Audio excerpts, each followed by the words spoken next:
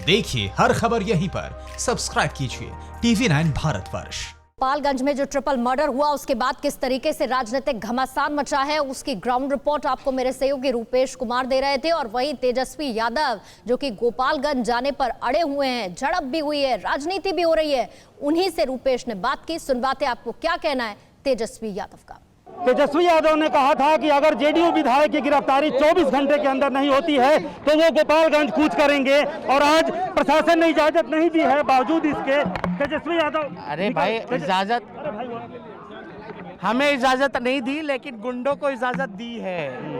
Corona में, lockdown में सबको गोली मारो, लोग सब मर जाएंगे।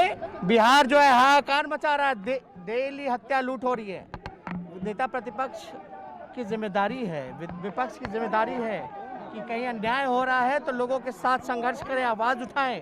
और हम तो लॉकडाउन का पालन करते हुए मास्क हो या कार में 3 लोग हों, सोशल डिस्टेंसिंग का ख्याल रखते हुए जा रहे हैं। कोई पॉलिटिकल कार्यक्रम नहीं।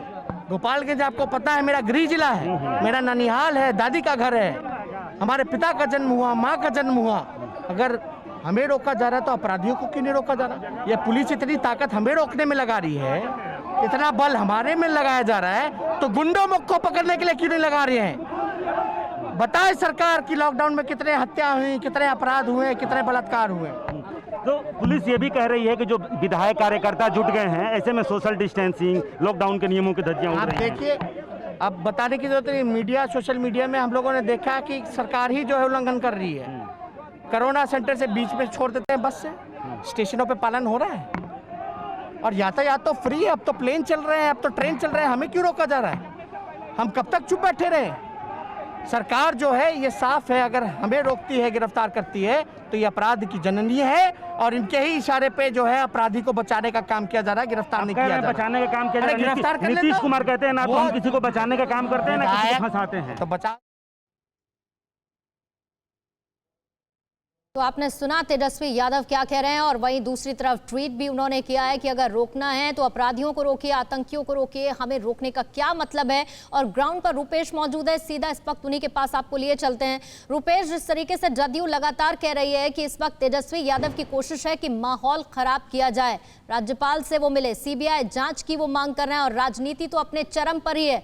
लेकिन सबसे बड़ी बात, ये राजनीति तब हो रही है जब एक महामारी फैली है, केसेस लगातार बढ़ रहे हैं, और उसे रोकने का चैलेंज सरकार के पास पहले है या फिर उससे पहले वो इस राजनीति से निपटे।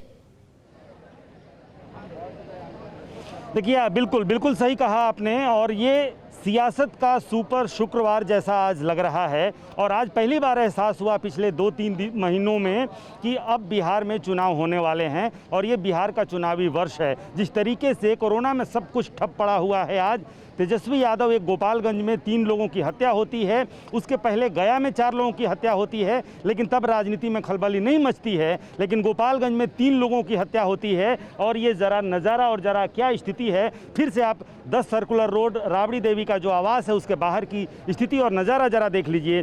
सोशल डिस्टेंसिंग, और ये सवाल मैंने तेजस्वी यादव से भी किया था, तो उन्होंने कहा कि ये सरकार उन्हें मजबूर कर रही है। पुलिस वालों की अपनी ड्यूटी है, पुलिस वालों और नेता विधायकों में धक्का मुक्की, मीडिया, ये तमाम कुल मिलाकर के यहाँ कम से कम 300 से 400 लोगों का जमावड़ा यहाँ पर हो चुका है, और ये तेजस्वी यादव के आह्वान पर हुआ है। तेजस्वी यादव ने कहा था परसों इसी जगह पर प्रेस कॉन्फ्रेंस करके कि अगर 24 घंटे के अंदर जेडीयू के विधायक की गिरफ्तारी अगर नहीं होती है तो वो अपना पूरा अमला लेकर के और वो गोपालगंज कूच करेंगे। कई विधायकों ने अपने जिले से ही गोपालगंज जाने की कोशिश की, वहां उन्हें डिटेन किया गया। और ये राबड़ी देवी के आवास से जैसे ही एक गाड़ी में राबड़ी देवी, तेज प्रताप यादव, दूसरी गाड़ी में ये जो सामने गाड़ी खड़ी है इसमें तेजस्वी यादव मौजूद हैं, उनके साथ प्रदेश अध्यक्ष जगदानंद सिंह बैठे हुए हैं, और इन्हें पुलिस ने डिटेन किया है यहाँ। यानी कि पुलिस ने इजाज़त नहीं दी है और कहा है कि इस वक्त आप अपने आवास से बाहर नहीं निकल सकते हैं। लेकिन ये गाड़ियों का काफिला भी अगर एक बार देख लीजिए अपने दाहिने,